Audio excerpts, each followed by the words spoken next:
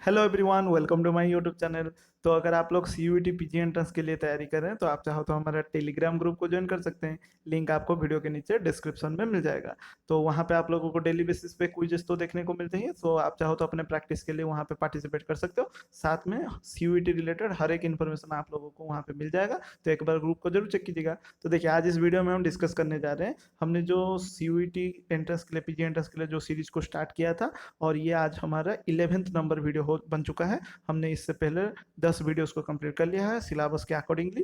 तो अगर आप लोगों ने उसे मतलब 10 वीडियोस को चेक नहीं किया है, यहाँ पे आई बटन पे फ्लैश हो रहा होगा, या फिर मैं डिस्क्रिप्शन में लिंक डाल दूंगा, वहाँ से भी आप लोग चेक कर सकते हैं। और मैं रिकमेंड करूंगा, एग्जाम से पहले पहले, एंट्रेंस एग्जाम से पहले पहले वो सारे वीडियोस को चेक कर लो एक एक बार। क्योंकि मैं जो भी क्वेश्चन डिस्कस करने वाला हूँ किसी ना किसी एंट्रेंस एग्जाम में पूछे गए, पीजी एंट्रेंस के एग्जाम में पूछे गए यूनिवर्सिटी के। ठीक है, तो देखिए, आज हम बायोकेमिस्ट्री के अंडर में जो टॉपिक है ग्लाइकोलिसिस, उसके भी कुछ मोस्ट इंपोर्टेंट एमसीक्यू और उसको आंसर को बहुत ही ईजी वे में एक्सप्लेन करने वाले हैं। इसलिए वीडियो को पूरा जरूर देखिएगा, और वीडियो पसंद आए तो लाइक शेयर सब्सक्राइब जरूर कीजिएगा। उससे पहले थोड़ा सिलेबस देख लेते हैं। तो मैं हर एक वीडियो में सिलेबस दिखाता हूँ। इस तरह हमने यूनिट 1 कंप्लीट किया, 2 कंप्लीट किया, अभी 3 का चल रहा है क्या, ग्लाइकोलिसिस। उसके बाद 4 बायोटेक्नोलॉजी, 5 में माइक्रोबायोलॉजी, उसके बाद molecular genetics, then plant science, और उसके बाद एनिमल साइंस। इस हिसाब से हमारा सीरीज कंटिन्यू होते आ रहा है। तो अगर आपने पिछले वाले कोई भी वीडियो नहीं देखे तो जरूर देखिएगा, लिंक मैं दे दूंगा। लिंक आपको डिस्क्रिप्शन में, यहाँ आई बटन पे, यहाँ सब में मिल जाएगा। ठीक है, और चैनल का प्लेलिस्ट में जाएंगे तो डेडिकेटेड प्लेलिस्ट भी मिल जाएगा मिशन सीयूईटी के नाम से।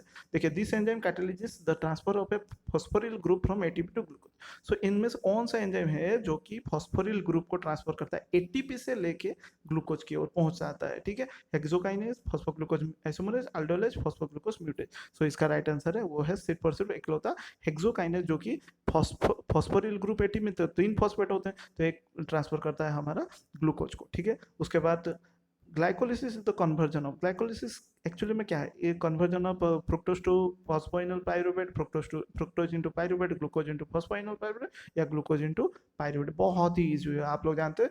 एक ग्लूकोज जब भी टूटता है तो ये 2 पाइरुविक एसिड बनाता है, और ये दोनों के दोनों पाइरुविक एसिड एंटर करते हैं टीसीए में, जिसका नाम है ट्राइकार्बोक्सिलिक एसिड साइकिल। उसके बाद the EMP pathway in eukaryotes usually expressed in EMP embedded Merhab Parnas pathway eukaryotes में कहाँ पे होता है, न्यूक्लियस देख ले। तो EMP का फुल फॉर्म मिलेगा एमडेन, एमडेन मेरहफ, मेरहफ एंड पार्नास। ठीक है, ये ईएमपी का पूरा नाम है, पार्नास।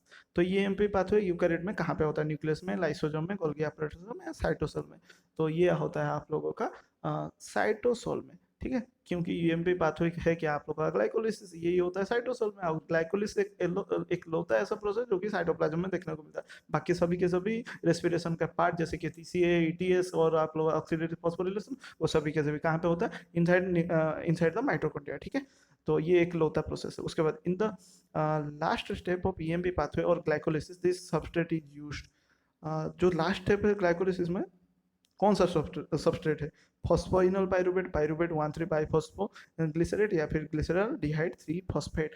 सो इसका राइट आंसर है फॉस्फोइनोल पाइरुवेट, जो कि this substrate is used in the last step of EMP pathway और ग्लाइकोलाइसिस।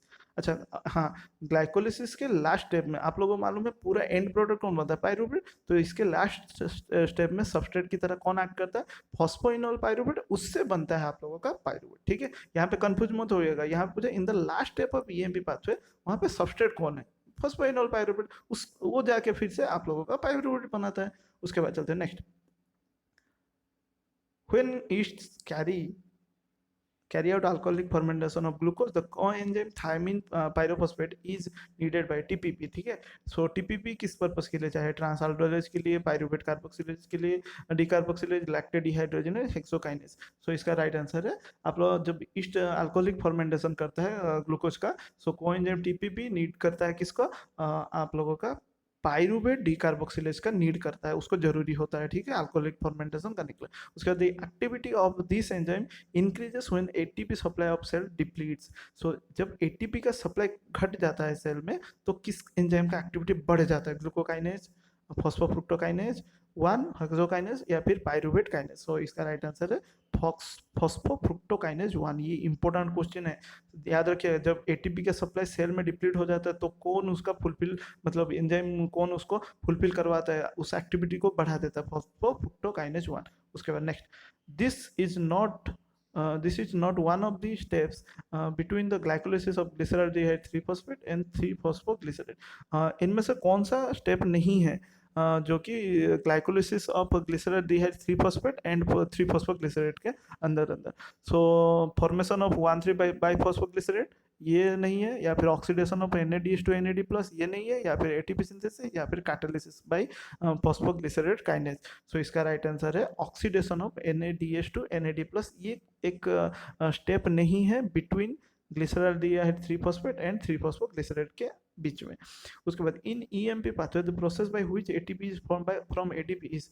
सो जो प्रोसेस में ADP आप लोग मालूम है ना, ADP जो डाइफॉस्फेट प्लस एक इनऑर्गेनिक फॉस्फेट दोनों मिलकर जो बनाते हैं ATP, उस प्रोसेस को क्या कहते हैं? Reduction oxidative phosphorylation, substrate level phosphorylation, photophosphorylation.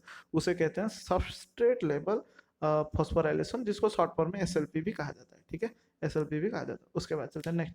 In erythrocytes the EMP pathway और glycolysis produces pyruvate which is metabolised further to. Erythrocyte यानी कि आरबीसी में जो EMP पाथवे होता है वो produces pyruvate which is metabolised further to. तो वो बाद में मेटाबोलाइज कहाँ पे होता है? Haemoglobin, ethanol, lactate, CO2. वो कहाँ पे होता है? वो आप लोगों का होता है लैक्टेट में. ठीक है, lactate which is metabolised further to lactate. वो बाद में लैक्टेट बन जाता है. ठीक है, because due to absence of oxygen या फिर incomplete breakdown of that glucose. ठीक है, याद रखिएगा लैक्टिक एसिड बनता है. उसका this enzyme catalyses the first step of glycolysis और EMP पाथवे. कौन सा एंजाइम फर्स्ट स्टेप ग्लाइकोलिसिस को कैटालाइज करता है? ठीक है, ये शायद क्वेश्चन रिपीट हुआ था बोल के, फिर भी मैं बता दे रहा हूँ. ये होगा आंसर हेक्सोकाइनेज. नहीं, वो क्वेश्चन अलग था, ये क्वेश्चन अलग है. This enzyme catalyse the first step of glycolysis का फर्स्ट स्टेप को कौन कैटालाइज कर? Obviously hexokinase. उसके बाद व्हेयर डज ग्लाइकोलिसिस ऑकर? ये भी क्वेश्चन रिपीट हो गया. साइटोसोल, माइटोकॉन्ड्रियल मैट्रिक्स, सी न्यूक्लियस, या फिर राइबोसोम. सो राइट आंसर है ऑब्वियसली, इसका राइट आंसर है वो है साइटोसोल. मैंने थोड़ी देर पहले कहा था कि ग्लाइकोलिसिस एक लोता प्रोसेस है जो कि साइटोप्लाज्म, सेल के साइटोप्लाज्म बाहर में होता है न्यूक्लियस के, माइटोकॉन्ड्रिया के, और बाकी माइटोकॉन्ड्रियल मैट्रिक्स और माइटोकॉन्ड्रियल में इनर मेम्ब्रेन, वो सभी के सभी बाकी प्रोसेसेस रेस्पिरेशन के होते हैं. Which of the following is the first enzyme of glycolysis? अच्छा, ये क्वेश्चन रिपीट हुआ है. तो फर्स्ट एंजाइम कौन है? हेक्सोकाइनेज. ये 3 बार रिपीट हो गया, मैं चेक नहीं किया हूँ. उसके बाद which enzyme converts pyruvate to lactate? कौन सा एंजाइम है पाइरूवेट को लैक्टेट में कन्वर्ट करने के लिए? Pyruvate to lactate, pyruvate kinase, pyruvate dehydrogenase, pyruvate carboxylase, enolase. Pyruvate dehydrogenase is the right answer pyruvate to lactate बनाने के लिए. Which hormone stimulate glycolysis? इनमें से कौन सा हार्मोन है ग्लाइकोलिसिस स्टिमुलेट करने के लिए? Insulin, glucagon, growth hormone, all of the above. So इसका राइट आंसर है इंसुलिन, जो कि स्टिमुलेट करता है ग्लाइकोलाइसिस को. ठीक है, उसके बाद व्हिच हार्मोन इनहिबिट्स ग्लाइकोलाइसिस? कौन सा हार्मोन है जो कि इनहिबिट करता है glycolysis? Insulin, glucagon, growth hormone, all of the above. यहाँ पे याद रखिएगा ग्लूकागॉन. वहाँ पे आप लोगों का क्या था? स्टिमुलेट करना, और यहाँ पे इनहिबिट करना. तो glucagon right answer. Glycolysis is known as Krebs cycle, ये मैंने बताया था, एम्बेडेड मेयरॉफ पाथवे. उसके बाद which process shares the same pathway as glycolysis but in opposite direction? So ये भी बहुत ही इंपॉर्टेंट क्वेश्चन है, बट इजी क्वेश्चन है. सो इसका राइट आंसर है ग्लूकोजेनेसिस, ग्लूकोनियोजेनेसिस, ग्लाइकोजेनोलाइसिस, या HMP शंट. सो इसका राइट आंसर है ग्लूकोनियोजेनेसिस. एग्जैक्टली आप लोगों का ग्लाइकोलिसिस का इस तरह का प्रोसेस अगर ये रन करा तो ये नीचे से ऊपर जा रहा होगा पाइरूविक एसिड से ग्लूकोज फॉर्मेशन. उसके बाद चलते हैं next. Which of the following, आप लोगों को मालूम है ना, ग्लूकोज से pyruvic acid glycolysis, pyruvic acid से ग्लूकोज ग्लूकोनियोजेनेसिस. ठीक है, which of the following statement is not true? इनमें से कौन सा स्टेटमेंट ट्रू नहीं है? It occurs in cytosol of the cell, ये तो ट्रू है. It also helps in fructose metabolism, ये भी ट्रू है. ग्लाइकोलिसिस जनरेट्स ATP, या फिर ग्लाइकोलिसिस जनरेट्स CO2. तो कभी भी ग्लाइकोलिसिस में CO2 जनरेट नहीं होता, वो तो जाके बहुत आखिर में होगा, और वो भी इनकम्प्लीट ब्रेकडाउन में. ठीक है, तो उसके बाद चलते हैं next. Where do glycolysis leads to lactate production? Glycolysis lactate production कहाँ पे लीड करता है? Liver, erythrocyte, cornea, medulla. So इसका राइट आंसर है एरिथ्रोसाइट में. ठीक है, जो अभी थोड़ी देर पहले हमने देखा. Match the following enzyme with its substrate. So इसके सबस्ट्रेट के हिसाब से वो एंजाइम को मैच करना है. तो देखते हैं क्या होगा इसका राइट आंसर.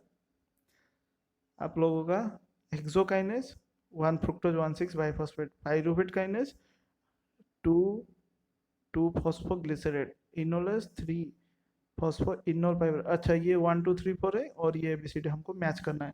तो हमारा ए हेक्सोकाइनेज मैच होगा 4 के साथ ग्लूकोज, सो A4।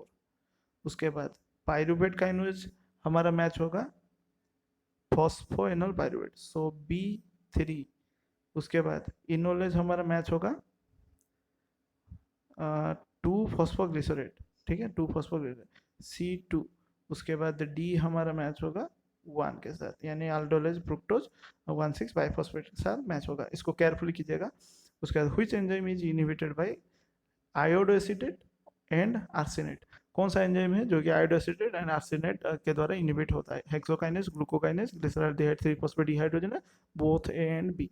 सो आपका एकलौता एंजाइम है वो है ग्लिसरॉल्डिहाइड 3 फॉस्फेट डिहाइड्रोजन है, जो कि आयोडोएसिटेट एंड आर्सेनेट से इनहिबिट होता है। ये इंपॉर्टेंट क्वेश्चन है। Which of the following enzyme participate in the first phase of glycolysis. इनमें से कौन सा एंजाइम है जो कि फर्स्ट फेज ऑफ ग्लाइकोलिसिस में पार्टिसिपेट करता है? Hexokinase, phosphoglucose isomerase, aldolase, all of the above.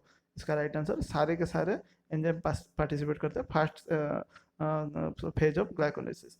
एक होता है ना आप लोगों का, एक होता है आप लोगों को एनर्जी गिविंग फेज और दूसरा पे ऑफ फेज। आप लोगों को एटीपी यूज होता है फर्स्ट फेज में, दूसरा एटीपी दिया जाता है। उसके बाद दूसरे फेज में, पे फेज में एटीपी आपको प्रोड्यूस होता है। ये तो आप लोग जानते हो, NADPH2 NADH2 और एटीपी प्रोड्यूस होता है। तो फर्स्ट फेज ऑफ ग्लाइकोलिसिस में सारे के सारे एंजाइम इन्वॉल्व रहते हैं। उसके बाद hexokinase is dash dependent enzyme. इसको फिल इन द ब्लैंक करना है। Zinc, magnesium, sodium dependent, iron. ये काफी ज्यादा इंपॉर्टेंट क्वेश्चन है, पूछा गया बार बार। हेक्सोकाइनेज किसके डिपेंडेंट में काम करता है? तो इसका राइट आंसर है मैग्नीशियम, Mg के प्रेजेंस में, Mg2+, याद रखिएगा। Which of the following enzyme catalyses the reversible reaction of glycolysis. So इनमें से कौन सा एंजाइम है जो कि कैटालाइज करता है reversible reaction of glycolysis? Glucokinase, phosphofructokinase, pyruvate kinase, none of the above. So इनमें से कोई भी एंजाइम नहीं है जो कि रिवर्सिबल रिएक्शन ऑफ ग्लाइकोलिसिस करता हो। तो यही था आप लोगों के लिए कुछ most important MCQ on glycolysis topic. उसके बाद जो भी टॉपिक है सिलेबस के अकॉर्डिंग उसको कवर करेंगे। Thanks for watching this video. अगर कोई क्वेरी या फिर कोई क्वेश्चन वगैरह पूछना चाहते हैं तो कमेंट सेक्शन में जरूर पूछिएगा। तो मिलते हैं नेक्स्ट पार्ट में CUET के। और वीडियो पसंद आया तो लाइक शेयर सब्सक्राइब जरूर कीजिएगा।